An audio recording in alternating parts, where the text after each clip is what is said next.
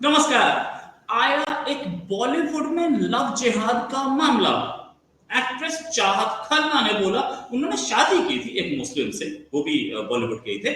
उन्होंने बोला कि मुझे फोर्स किया गया कन्वर्ट करने के लिए, मेरे साथ चीटिंग हुई। अच्छा, लव जिहाद अब तक बोला जा रहा था कि नहीं, ऐसा लव जिहाद एग्जिस्ट नहीं करता, लव जिहाद इज नॉट फॉर रियल। और जो लेडी आती थी, कहीं गांव की होती थी या शहर की होती थी, अननोन फेसेस होते थे, उन पर कोई भरोसा नहीं करता था। ये बोला जाता था कि ये तो अपने आप हुई थी, अपने आप गई थी। चाहत खन्ना एक एक्ट्रेस है, बॉलीवुड एक्ट्रेस है, साथ में एम्पावर्ड लेडी है, पढ़ी लिखी लेडी है, उसके साथ ऐसा हुआ। अब क्या चांसेस बचते हैं?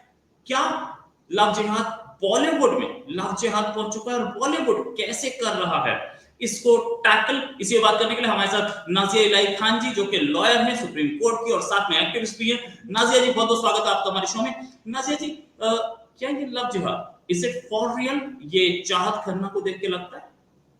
वंदे मातरम, भारत माता की जय, जय जगन्नाथ। रोहित भाई, पता नहीं, मुझे नहीं कभी समझ में आया कि बॉलीवुड को हमेशा लोगों ने एंटरटेनमेंट प्लेटफॉर्म क्यों देखा। मुझे तो नहीं समझ में आया। बॉलीवुड कोई एंटरटेनमेंट प्लेटफॉर्म था ही नहीं कभी।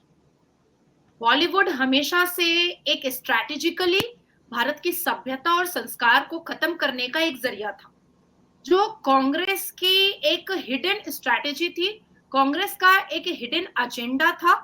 जैसे 5 जिहादी एजुकेशन मिनिस्टर को ला करके हमारे ओरिजिनल सभ्यता और हमारे ओरिजिनल जो ट्रुथ थे, जो इतिहास थे, उसको वैनिश करने का जो स्ट्रैटेजी 5 जिहादी मुसलमान एजुकेशन मिनिस्टर के जरिए किया गया, उसी तरीके से कांग्रेस के नेतृत्व में, कांग्रेस के लीडरशिप में बॉलीवुड को उजागर करके, बॉलीवुड को सबके माथे पर, सबके सर पर चढ़ा करके, उसका भूत चढ़ा करके हमारे भारत की सभ्यता को का सर्वनाश करने का पूरा स्ट्रैटेजी और एजेंडा चला था। अब आप सोचिए कि आखिर अब क्यों बॉलीवुड, अभी जो नया जनरेशन हमारा भारत में आ रहा है, वो बॉलीवुड को इतना फॉलो क्यों नहीं करता है? अब बॉलीवुड के एक्टर एक्ट्रेस को दर्जन भर एक ही मूवी में एक्टर एक्ट्रेस क्यों आते हैं? क्यों इनको मूवीज नहीं मिल रही है? पहले जो 90s में, 70s में, 60s में एक कलाकार जो थे, वो 6-6, 7-7 मूवी की शूटिंग एक साथ करते थे। अब 4-4 साल, 5-5 साल एक ही मूवी की शूटिंग होती रहती है। आपने कहा कि लव जिहाद क्या हुआ चाहत खन्ना के साथ? मैं पूछना चाहती हूँ कि क्या शाहरुख खान ने गौरी खान के साथ लव जिहाद नहीं किया? क्या आमिर खान ने 2-2 हिंदू लड़कियों के साथ, औरतों के साथ लव जिहाद नहीं किया? किया तो। ये तो कोई नई बात नहीं है, ये तो बहुत पुरानी बात है। ये जो गंजेड़ी सलमान खान है, चवन्नी अठन्नी, मैं तो जूते के नोक पर रखती हूँ सलमान खान को, मैं तो कभी नहीं वैल्यू देती हूँ। इसने हमेशा हिंदू लड़कियों के साथ ही अय्याशियां की, हमेशा। आप मुझे 2-4 मुस्लिम लड़कियों के अलावा, आप सलमान खान की अश्लीलता में जितनी भी लड़कियां आई हैं, उसके जाल में जितनी लड़कियां फंसी हैं, वो कौन है? हिंदू तो है। अभी जहीर खान जो है, उसने शत्रुघ्न सिन्हा की बेटी को फंसा करके शादी कर लिया। लव जिहाद तो हुआ, लव जिहाद तो हुआ। तो बॉलीवुड में लव जिहाद तो शुरू से लेकर आखिर तक और होता ही चला जा रहा है। आप शत्रुघ्न सिन्हा का चेहरा आपने देखा था? बेटे का नाम लव और खुश, घर का नाम रामायण या कुछ था, और मतलब पूरा रामायण का पूरा परिवार था। और उसके बाद बीच में कौन आ गया? मोहम्मद गौरी, बाबर, अकबर, औरंगजेब, कौन आ गया? जहीर खान बन करके कौन आया है? तो सबने तो, अब नवाजुद्दीन को देखिए, नवाजुद्दीन का तो चिट्टा पिट्टा खुल गया। उसकी बीवी तो अप फ्रंट आकर के बोल दी कि भाई ऐसा है ये। तो बॉलीवुड में सिर्फ चाहत क्यों? सिर्फ इस लड़की के बारे में क्यों बात करेंगे? बॉलीवुड में ये जो एजेंडा था सनातन के विरोध का, भारत की सभ्यता के विरोध का, भारत के सिविलाइजेशन के विरोध का, वो तो कंटिन्यू चला है, कंटिन्यू चला है। अब आप एक चीज देखिएगा कि अभी जब से हमारी नई जनरेशन आई है, तब से हम अश्लील बेहुदा गाना सुनना या देखना नहीं पसंद करते हैं, या रिवीलिंग जो बहुत कपड़े होते हैं वो हम देखना नहीं पसंद करते हैं, उस पर तुरंत टिप्पणियां आ जाती हैं, या कोई भी स्टोरी कोई लेकर के चला आता है और उसको दिखाने का और बॉलीवुड के प्लेटफॉर्म के द्वारा बेचने की कोशिश करता है, वो नहीं चलता है। अभी हालिया में लाल सिंह चड्ढा आई थी, मैंने उस पर पीआईएल किया था। मैंने कहा था कि आर्मी को डिफेम किया गया है, आर्मी हमारे देश का हीरो होता है और उसको डिफेम किया गया है। लाल सिंह चड्ढा के ऊपर जिस हिसाब से मैंने कार्रवाई की, कानूनी कार्रवाई, लाल सिंह चड्ढा का बॉक्स ऑफिस ठप हुआ। अभी आलिया भट्ट की एक मूवी देखिएगा, जिगरा, ठप हो गई ना। क्या लगा था आलिया भट्ट को? क्या लगा था, क्या था आलिया भट्ट को कि सिर्फ उसका शक्ल दिखाई देगा और सबके सब उसकी मूवी देख लेंगे? आपको मेरी आवाज आ रही है रोहित भाई? बिल्कुल बिल्कुल आवाज आ रही है, बिल्कुल क्लियर आ रही है, कंटिन्यू। हाँ, तो क्या लगा था? अब आपको मैं एक बात बताऊं, ये जितने भी सीरियल्स आते थे एकता कपूर के, इसमें नो डाउट के पाठ पूजा दिखाया जाता था, सिंदूर दिखाया जाता था, करवा चौथ दिखाया जाता था, लेकिन जो मेन कैरेक्टर होता था मेल का, हीरो जो सीरियल का होता था, उसकी हमेशा एक्स्ट्रा मैरिटल अफेयर दिखाया जाता था, हमेशा। कोई भी सीरियल आप उठा करके एकता कपूर का देखिए। फिर एकता कपूर ने बॉलीवुड में फिल्मों में चांस लिया, अश्लीलता का नंगा नाच किया एकता कपूर ने। हालांकि एकता कपूर को ये सब नहीं करना चाहिए था, और अभी हालिया में उनके ऊपर पॉक्सो का मैटर भी चल रहा है। नहीं करना चाहिए था उनको। मैं तो उनको बहुत कट्टर हिंदू समझती थी, लेकिन जब मैंने गौर किया और मैंने सारी चीजें मैंने गूगल से निकाल निकाल करके पढ़ी, मैंने यही देखा, हर एक सीरियल में उन्होंने मेन कैरेक्टर हीरो को का एक्स्ट्रा मैरिटल अफेयर दिखाया, और जो पत्नी होती थी मेन कैरेक्टर हीरो की, उसको हमेशा रोता कलपता सिसकता दिखाया, सेम एग्जैक्टली वैसे ही जैसे पाकिस्तानी सीरियल्स में होता है। पाकिस्तानी सीरियल्स में भी फीमेल कैरेक्टर को हमेशा बहुत अत्याचारित दिखाया जाता है, और एकता के सीरियल में भी फीमेल को बहुत अत्याचारित दिखाया जाता था। अब एकता को चीजें चेंज करनी पड़ी है।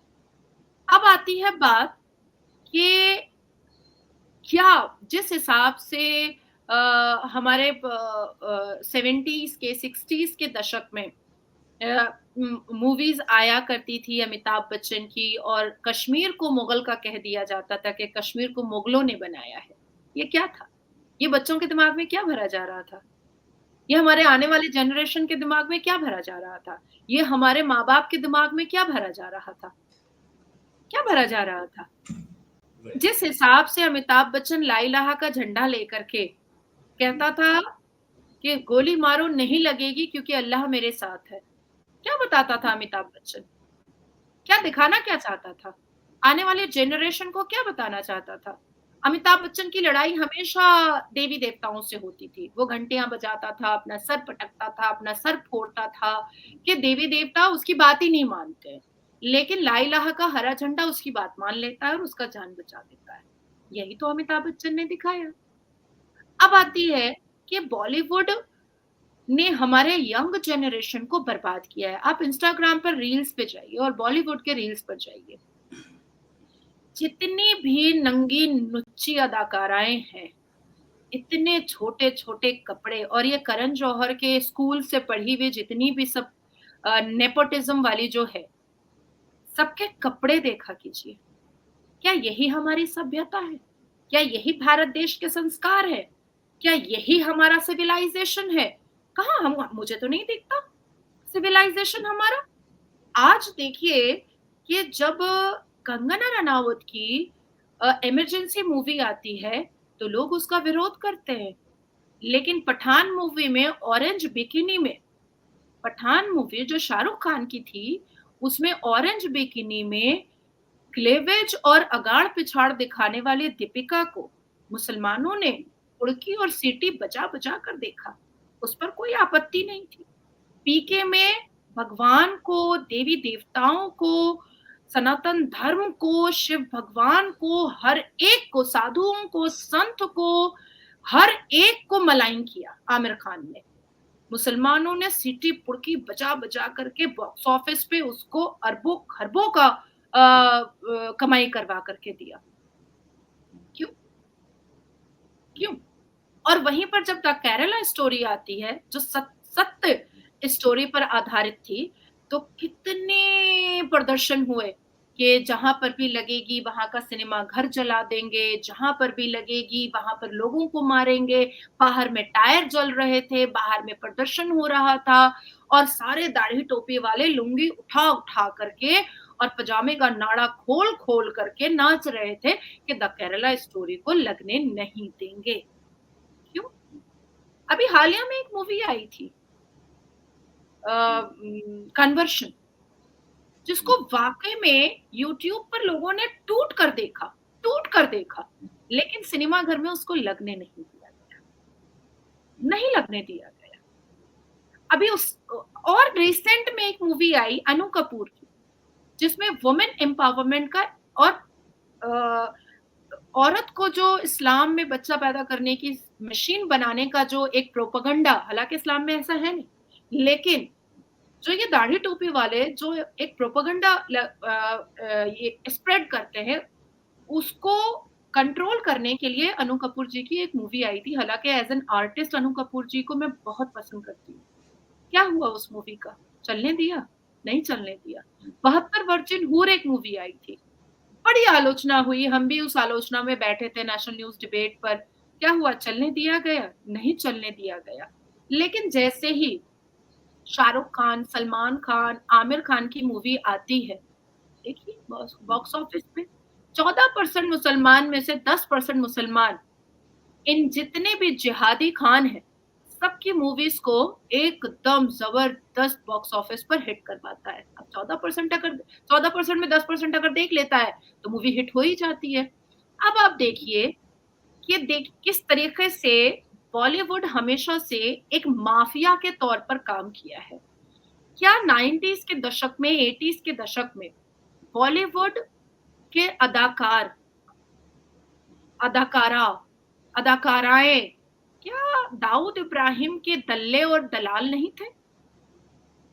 क्या हमने अपनी आँखों से नहीं देखा है कि खानों और पठानों को दाऊद इब्राहिम के इशारे पर नाचते हुए? क्या हमने नहीं देखा कि अनिल कपूर दाऊद इब्राहिम के साथ खड़े होकर के फ़ोटो खिंचाना अपना सौभाग्य समझते थे? ये तो सत्य है। क्या हमने नहीं देखा कि इमरान खान के साथ नुसरत फ़तेह अली खान, राहत फ़तेह अली खान के गाने को देखने के लिए अमिताभ बच्चन जाया करते थे और गुनगुनाया करते थे?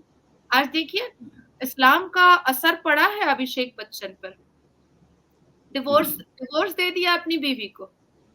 और क्या चाहिए भैया इस गंजेड़ी को? चाहिए क्या था अभिषेक बच्चन को?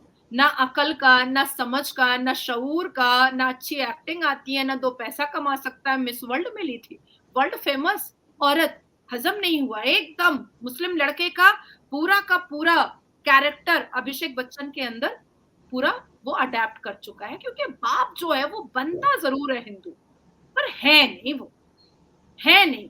क्योंकि जिस हिसाब से इमरान खान के साथ और राहत फ़तेह अली खान का वो शेर और शायरी और कव्वाली सुना करता था और मज़े लिया करता था और जाम खड़काया करता था अमिताभ बच्चन, वो किससे छुपा हुआ है? मुझे ऐसा लगता है कि इतिहास पढ़ने से कुछ नहीं होता है, इतिहास समझना बहुत ज़रूरी होता है, बहुत ज़रूरी होता है। अब अभी हमारे जनरेशन में आप देखिए, सलमान खान की एक स्लीपर सेल है, सना खान, आज भी एक नेशनल न्यूज़ चैनल पर, इंडिया न्यूज़ चैनल पर, इंडिया टीवी पर बैठी हुई थी, हिजाब-विजाब ओढ़ करके, और बड़ा नफ़रती बयान परोस रही थी सबको और बड़े मीठे ज़ुबान में परोसने की कोशिश कर रही थी। क्या किसी को उस चैनल के कॉन्क्लेव में किसी को इतनी हिम्मत हुई कि सना खान से ये पूछे कि तुमने अपने बेटे का नाम जूनियर तारिक जमील क्यों रखा है? क्या भारत के मुफ्ती, मौलाना, कारी, मुअज्जिन, इमाम, मुल्ला, ये सब खराब हैं क्या?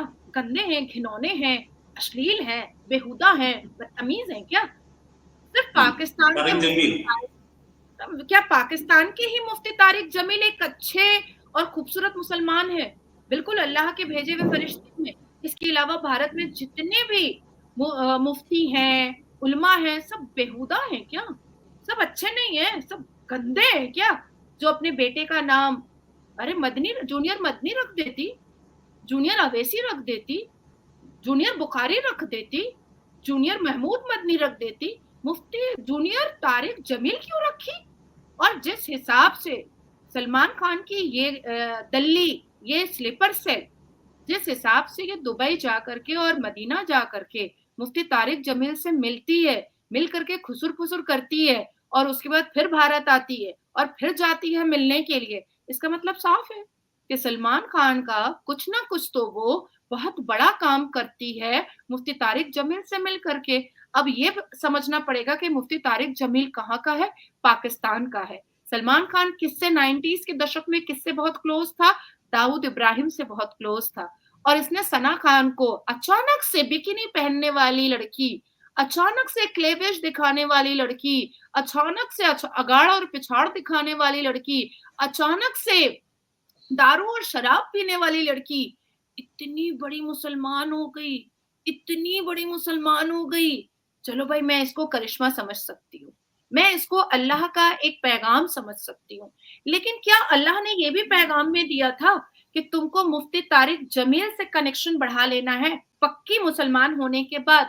अरे सना खान को तो मैंने कभी नहीं देखा महमूद मदनी से मिलते हुए, मैंने सना खान को कभी नहीं देखा अरशद मदनी से मिलते हुए, मैंने सना खान को कभी नहीं देखा यूएई के प्रिंस मोहम्मद बिन सलमान से मिलते हुए, मैंने सना खान को कभी नहीं देखा अल हन्नान से मुलाकात करते हुए, मैंने सना खान को कभी नहीं देखा असदुद्दीन अवैसी से मिलते हुए, मैंने सना खान को कभी नहीं देखा भारत के बड़े बड़े मुफ्ती और मुस्लिम पर्सनल लॉ बोर्ड के इमामों से मिलते हुए, मैंने तो कभी नहीं देखा।